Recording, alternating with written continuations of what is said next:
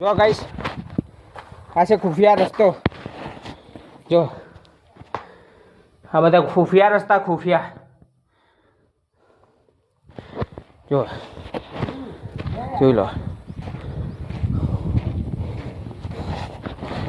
આ રસ્તામાં ગમે તે કોઈ જાય પાછું બહાર નીકળાય જ નહીં। ખુફિયા રસ્તા બધા જો તમે જોઈ શકો છો। જોઈ લો કેટલે ઊંચે ચડ્યા। જો કેટલું ચડવાનું છે।